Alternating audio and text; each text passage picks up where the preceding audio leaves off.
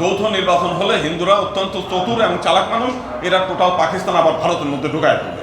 অতএব আমরা এটি রাজি না। ওনাদের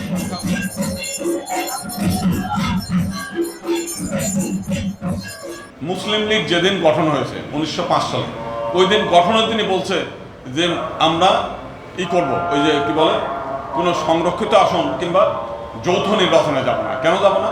কারণ যৌথ নির্বাচনে হিন্দু সম্প্রদায় তাদের ভোটারের সংখ্যাগরিষ্ঠতার কারণে তাদের মতো আদা মুসলমান যে করে ওইগুলোরে তারা পার্লামেন্টে নিয়ে যাবে, যারা মুসলিমদের জন্য কোনো কথা বলতে পারবে না। অতএব মুসলিমদের যদি সত্যিকার নেতৃত্ব প্রতিষ্ঠা করতে হয়, পৃথক নির্বাচন আনতে হবে, একটা মুসলিম লীগের বক্তব্য। এবং সেটা 1909 সালে ভারত সরকার সেটা মেনে নিয়েছে, 1916 সালে এবং 1919 সালে ভারত চলন আইনে মানে সেটা হচ্ছে। এবং পরবর্তীকালে ভারত যখন স্বাধীন হলো, ভাগ হয়ে গেল, ভাগের পরে 1954 সালে যে নির্বাচন, সেই নির্বাচনেও পৃথক নির্বাচনের ভিত্তিতে হয়েছিল। এবং আমরা যে কারণে জোর গলায় দাবি করতে পারি সেটা হচ্ছে যে আমরা তো পাকিস্তানকে সমর্থন করি নাই। আমরা পাকিস্তানকে কেন সমর্থন করেছি? যে আমাদের নেতা যোগেন মন্ডল, সেই সময় পূর্ববঙ্গের নেতা, উনি পাকিস্তানের মুসলিম লীগের সঙ্গে এবং কংগ্রেসের সঙ্গে দর কষাকষি করলেন যে আমাদের মাইনরিটিদের জন্য আপনারা কি কি দেবেন, তফসিলদের জন্য কি কি দেবেন। তো কংগ্রেস যেটা দিতে চায়, এরা তার 3 ধাপ বেশি দিতে চায়, বলে আমরা বেশি দেবো, আপনি আমাদের সঙ্গে আসেন। কারণ মুসলিমরা তো চালাক।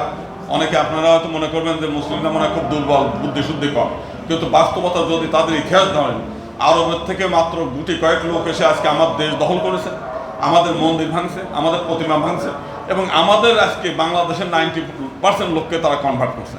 তার মানে কতখানি পাওয়ারফুল, কতখানি মানে বুদ্ধিমান বা চতুর থাকলে এই কাজগুলো তারা করতে পারে।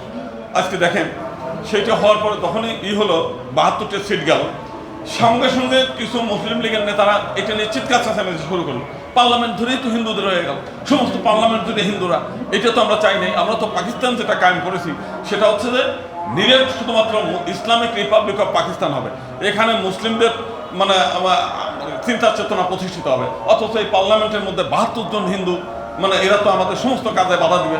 শুধু তাই না, চাকরির ক্ষেত্রে ডিফেন্স এবং ফরেন সার্ভিস সহ 30% চাকরি হচ্ছে হিন্দুদের দিতে হবে, এটা হচ্ছে একবারে লিখিত পরিতৃপ্তি। আর অন্য ক্ষেত্রে 20%। আর হচ্ছে প্রাদেশিক পরিষদে 30% হিন্দু প্রতিনিধি থাকবে, যতগুলো পার্লামেন্ট এমপি তার 30 জন থাকবে হিন্দু, আর সেন্ট্রালে আবার 10% হিন্দু। এইভাবে চুক্তি হচ্ছে মুসলিম লীগের সঙ্গে তফসিল ফেডারেশনে। ফলাফল হচ্ছে বলতেছে সমস্ত জায়গাতে যদি 30% যদি সরকারি লেভেলে হিন্দুরা দেয়, তার মানে জেনে যায় সেই দিকে হিন্দু, যেখানে যায় সেখানে হিন্দু। বলছে যে এইভাবে তো চলতে দেওয়া যাবে, এনিহাউ এই হিন্দুদের পার্লামেন্ট থেকে বের করতে হবে, হিন্দুদের এই চাকরি থেকে বের করতে হবে। এবং শুধু তাই না, এই যে ছেলেমেয়েরা লেখাপড়া করবে, এর আবার 30% কোঠা থাকবে সমস্ত ইউনিভার্সিটিতে হিন্দুদের, সব জায়গায়, সরকারি এবং বেসরকারি মেডিকেল সব জায়গায়। এবং এদের লেখাপড়া করে স্টাইপেন্ড, সরকারি স্টাইপেন্ড হবে, কোনো ব্যক্তিগত টাকা দেওয়া লাগবে না, সেটা পাকিস্তান গভর্নমেন্ট এটা বহন করবে, সরকারি স্টাইপেন্ড। তাহলে বলছে যে আমাদের সরকারি টাকায় পড়বে, সরকারি টাকায় চাকরি পাবে, মুসলিম দেশ, তাহলে আমাদের এটা থাকলো কি? এবং এই কথাগুলো আপনারা লেখা আছে হোসেন শহীদ সরদ্দের আত্মজীবনীতে। তারা এটা নিয়ে অনেক মানে চেঁচামেচি করেছে। পরবর্তীকালে যারা এই চেঁচামেচি করলো সেই লোকগুলো মুসলিম লীগ থেকে বের হয়ে আওয়ামী লীগ গঠন করলো, মানে কট্টরপন্থী মুসলিম গ্রুপ, যে গ্রুপরা বললো যে হিন্দুদেরকে হলো কাফের, তাদের কোনো প্রতিনিধিত্ব আমরা মানবো না, কোনো জায়গায় আমরা ঢুকতে দেবো না। যে লোকগুলো বললো সেই লোকগুলোই মূলত আওয়ামী লীগ।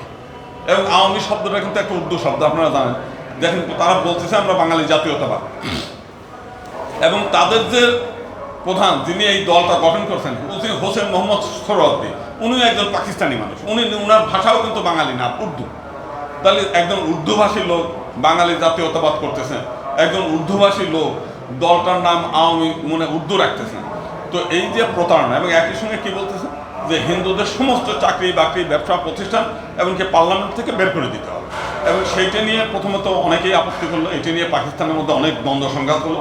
দ্বন্দ্ব সংঘাত হওয়ার পরে একসময় সেটা নিয়ে পাকিস্তানের উচ্চ কক্ষে এটা নিয়ে বিতর্ক তৈরি হলো। আচ্ছা, সে বিতর্কের মধ্যে শেষ পর্যন্ত পাকিস্তান পার্লামেন্ট এটা নিয়ে কোনো সিদ্ধান্তে আসতে পারলো না। পরে বললো যে প্রাদেশিক পরিষদের উপর দায়িত্ব দিই, প্রাদেশিক পরিষদ যা বলে সেই বিষয়টা আমরা সিদ্ধান্ত নিই।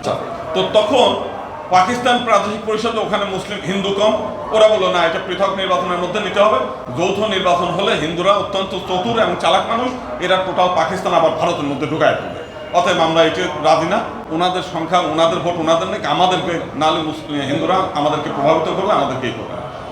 আমাদের দেশীয় যেটা পশ্চিমবাংলা, এখানে বঙ্গবন্ধু আছে, আওয়ামী লীগরা, এরা মুসলিম হিন্দুদের সঙ্গে যখন থাকে এরা বলে যে হিন্দুরা অত্যন্ত নির্বোধ জাতি, এদের মানে নাই, কোনো যুক্তি বুদ্ধি নাই, লেখাপড়া জানে না, যা বলবো এদের মাথার মধ্যে একটা কিছু বাধায় দিলে এরা এটাই ভাববে, কোনো চিন্তা নাই, আমরা যৌথ নির্বাচনে নিয়ে আসবো, নিয়ে আসলে পার্লামেন্টে ঢুকতে পারবে না। তারা কয়েকটা উদাহরণ দিয়ে দিল যে খুলনা জেলায় হিন্দু মুসলিম অধিবাসীর সংখ্যা প্রায় সমান, সেখানে সেন্ট্রাল গভর্নমেন্টের লোকসভা নির্বাচনে 8 জন মুসলমান আর 7 জন হিন্দু নির্বাচিত হয়েছে, মানে 8 আর 7 সমান সমান। কিন্তু জেলা বোর্ড যখন হয়েছে যুক্ত নির্বাচনে, সেখানে দেখা গেল যে 30 সদস্যের মধ্যে 28 জন মুসলমান, 2 জন হিন্দু। এবং ফরিদপুর জেলা বোর্ডের কথা বললো একই ব্যাপার। এবং দিনাজপুর জেলা বোর্ডের উদাহরণ দিল যে দিনাজপুরের মধ্যে পৃথক নির্বাচনে হয় 7 জন, মানে 7 জন হচ্ছে মুসলিম আর হচ্ছে 5 জন হিন্দু, কিন্তু যেই যৌথ নির্বাচন আসলে 1 জনও নেই, সব পাবে। অতএব হিন্দুদেরকে যদি বাঙালি বানায় দেওয়া যায় তাহলে দেখবেন যে হিন্দুরা পার্লামেন্টে ঢুকতে পারবে না, কোনো জায়গায় ঢুকতে পারবে না। আমাদের এত বড় একটা সুযোগ নিতে হবে এবং ব্ল্যাকমেইল করতে হবে হিন্দুদের সব, এবং ঠিক এই শব্দটাই তারা ব্যবহার করছে।